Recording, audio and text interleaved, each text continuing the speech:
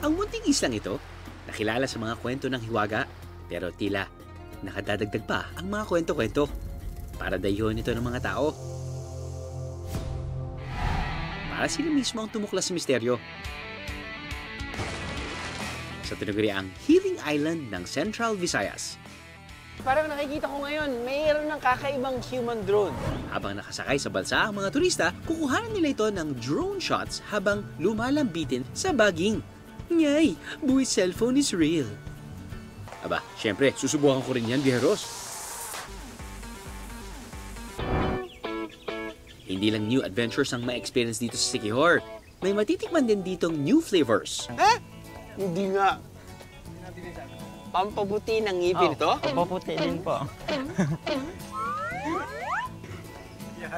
Nakilala namin si Nanay Juanita, nakabilang sa sikat na pamilya ng mga manggagamot o mananambal.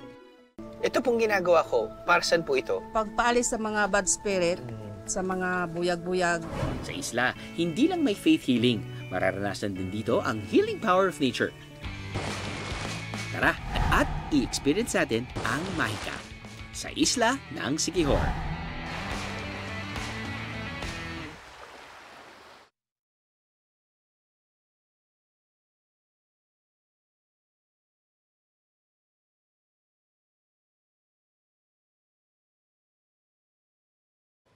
Kapuso, para sa mga maiinit na balita, mag-subscribe sa GMA Integrated News sa YouTube. Sa mga kapuso naman abroad, subaybayan nyo kami sa GMA Pinoy TV at sa www.gmanews.tv.